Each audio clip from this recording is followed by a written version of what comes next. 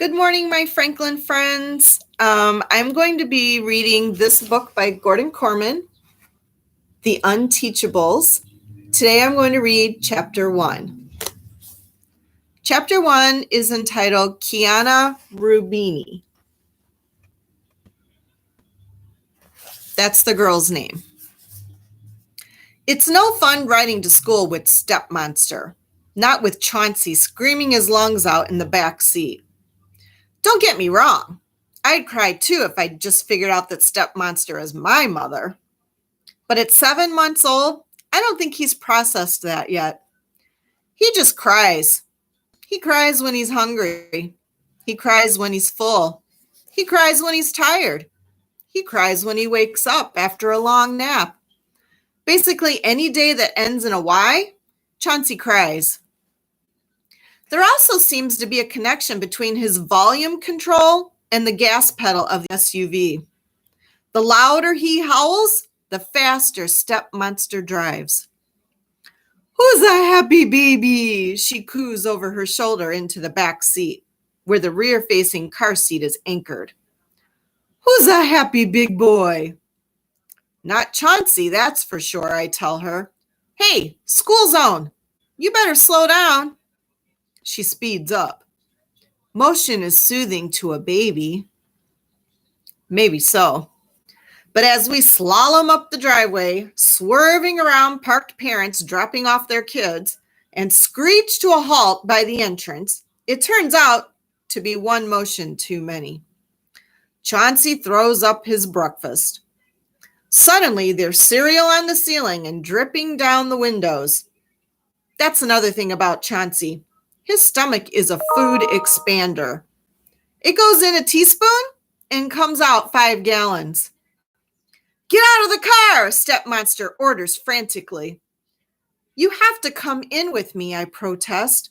"They won't let me register without an adult."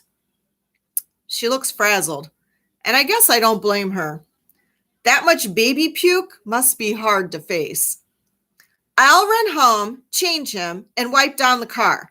Wait for me, 10 minutes, 15 at the most." What can I do? I haul my backpack out of the SUV, and she zooms off around the circular drive. I don't even have a chance to make my usual Parmesan cheese joke. That's what it smells like when Chauncey barfs. When I first came from California to stay with Dad and Step Monster, I thought they ate a lot of Italian food. That was a disappointment. One of many. So there I am in front of Greenwich Middle School, watching swarms of kids arriving for the first day of classes. A few of them glance in my direction, but not many. New girl? Who cares? Actually, the new girl doesn't much care either. I'm a short timer. I'm only in Greenwich for a couple of months while Mom is off in Utah shooting a movie. She's not a star or anything like that, but this could be her big break. After 10 years of paying the bills with bit parts and sitcoms and TV commercials, she finally landed an independent film. Well, no way could I go with her for 8 weeks. Not that I was invited. Eventually a bell rings and the crowd melts into the school. No Step Monster. I'm officially late, which isn't the best way to start my career in Greenwich. But short timers don't stress over things like that. Long before it could come back to haunt me on a report card, I'll be ancient history. I check on my phone. It's been 20 minutes since 10 or 15 most at tops. That's SST, Step Monster Standard Time. I try calling, but she doesn't pick up. Maybe that means she's on her way and will be here any second. But a lot of seconds tick by. No barf-encrusted SUV. With a sigh, I set myself down on the bench at student drop-off and prop my backpack up on the armrest beside me. Step Monster, her real name is Louise, isn't all that monstrous when you think about it. She's way less out of touch than Dad, which might be because she's closer to my age than his. She isn't exactly thrilled with the idea of having an 8th grader dropped in her lap right when she's getting the hang of being a new mom. She's trying to be nice to me. She just isn't succeeding. Like when she strands me in front of a strange school when she's supposed to be here getting me registered. The roar of an engine jolts me back to myself. For a second, I think it must be her. But no. A rusty old pickup truck comes sailing up the roadway, going much faster than even Step Monster would dare. As it reaches the bend in the circular drive, the front tire climbs the curb, and the pickup is coming right at me. Acting on instinct alone, I hurl myself over the back of the bench and out of the way. The truck misses the bench by about a centimeter. The side mirror knocks my books off the armrest, sending it airborne. The contents, binders, papers, pencil case, gym shorts, sneakers, lunch, are scattered to the four winds, raining down on the pavement. The pickup screeches to a halt. The driver jumps out and starts rushing after my fluttering stuff. As he runs, papers fly out of his shirt pocket, and he's chasing his own things, not just mine. I join the hunt, and that's when I get my first look at the guy. He's a kid, like around my age. "Why are you driving?" I gasp, still in shock from the near miss. "I have a license," he replies, like it's the most normal thing in the world. "No way," I shoot back. "You're no older than I am." "I'm 14. He digs around in his front pocket and pulls out a laminated card. It's got a picture of his stupid face over the name Parker Elias. At the top it says, "Provisional license." "Provisional?" I ask. "I'm allowed to drive for the family business," he explains.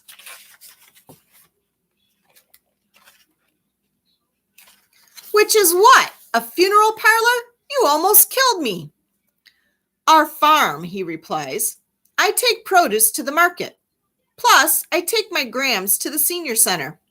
She's super old and doesn't drive anymore." I've never met a farmer before. There aren't a lot of them in LA. I knew Greenwich was kind of the boonies, but I never expected to be going to school with old MacDonald. He hands me my book bag with my stuff crammed in every which way. There's a gaping hole with a mirror blasted through the vinyl. "I'm running late," he stammers. "Sorry about the backpack." He jumps in the pickup, wheels it into a parking space, and races into the building, studiously avoiding my glance. Still no sign of Step Monster on the horizon. I call again, straight to voicemail. I decide to tackle the school on my own. Maybe I can get a head start, filling out forms or something. The office is a madhouse. It's packed with kids who, A, lost their schedules, B, don't understand their schedules, or C, are trying to get their schedules changed. When I tell the harassed secretary that I'm waiting for my parent and or guardian so I can register, she just points to a chair and ignores me. Even though I have nothing against Greenwich Middle School, I decide to hate it. Who can blame me? It's mostly Chauncey's fault, but let's not forget Parker McFarmer and his provisional license. My phone pings, a text from Step Monster. "Taking Chauncey to pediatrician. Do your best without me. We'll get there ASAP." The secretary comes out from behind the counter and stands before me, frowning. "We don't use our phones in school. You'll have to turn that off and leave it in your locker." "I don't have a locker," I tell her. "I just moved here. I have no idea where I'm supposed to be." She plucks a paper from the sheath sticking out of the hole in my backpack. "It's right here on your schedule." Schedule? Where would I get a schedule? I don't even officially go to school here yet. "You're supposed to be in room 117. She rattles off a complicated series of directions. "Now, off you go." And off I go. I'm so frazzled that I'm halfway down the main hall before I glance at the paper that's supposed to be a schedule. It's a schedule, all right. just not mine. At the top, it says Elias Parker, grade 8. This is Parker McFarmer's schedule. It must have gotten mixed up with my papers when we were gathering up all my stuff. I take 3 steps back in the direction of the office and freeze. I don't want to face that secretary again. There's no way she's going to register me without Step Monster. And if there's a backlog at the pediatrician's, I'm going to be sitting in that dumb chair all day. No thanks. I weigh my options. It's only a 15-minute walk home, but home isn't really home, and I don't want to be there any more than I want to be here. If I went to all the trouble of waking up and getting ready for school, then school is where I might as well be. My eyes return to Parker's schedule. Room 117. Okay, it's not my class, but it's a class. And really, who cares? It's not like I'm going to learn anything in the next 2 months. At least nothing I can't pick up when I get back to civilization. I'm a pretty good student.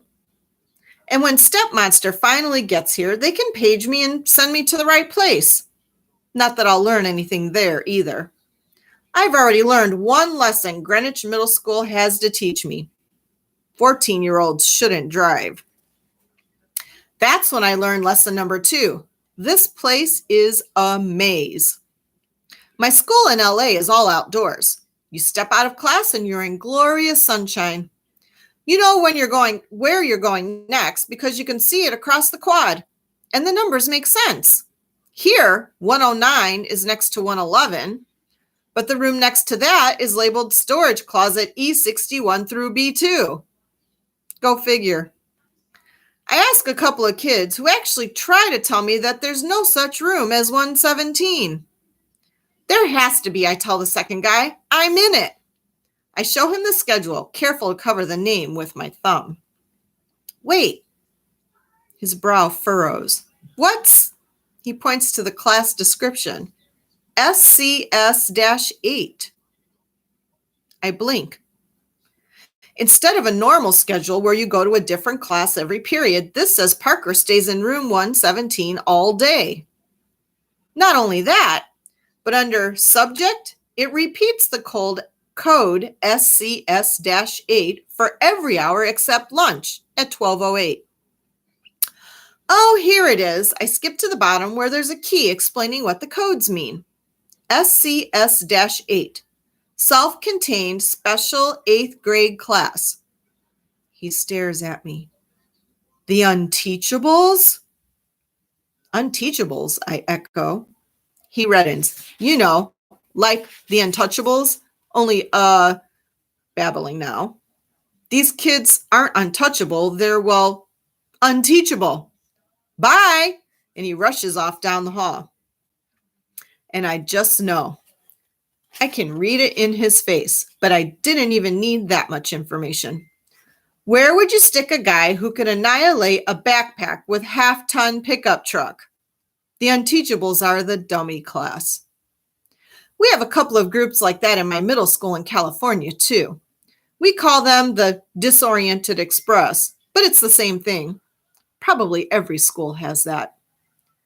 I almost march back to the office to complain when I remember I've got nothing to complain about. Nobody put me in the Unteachables, just Parker. From what I've seen, he's in the right place. I picture myself sitting in the office all day, waiting for Step Monster to arrive. If she arrives, Chauncey's health scares, which happen roughly about every 8 minutes, stress her out to the point where she can't focus on anything else. To quote Dad, "Geez, Louise." He really says that. An example of the sense of humor of the non-California branch of my family. So I go to room 117. Turns out it's in the far corner of the school, over by the metal shop, the home and careers room, and the custodian's office. You have to walk past the gym, and the whole hallway smells like old sweat socks mixed with a faint barbecue scent. It's only temporary, I remind myself. And since my whole time in Greenwich is temporary anyway, it's more like temporary squared. Besides, dummy class, disoriented express, unteachables, so what? Okay, maybe they're not academic superstars, but they're kids, no different from anybody else. Even Parker. He's a menace to society behind the wheel of that truck, but besides, he's a normal 8th grader, like the rest of us. Seriously, how unteachable can these unteachables be? I push open the door and walk into room 117. A plume of smoke is pouring out the single open window. It's coming from the fire roaring in the wastebasket in the center of the room. A handful of kids are gathered around it, toasting marshmallows skewered on the end of number 2 pencils. Parker is one of them, his own marshmallow blackened like a charcoal briquette. An annoyed voice barks, "Hey, shut the door! You want to set off the smoke detector in the hall?" Oh my God, I'm with the Unteachables. Look forward to chapter 2.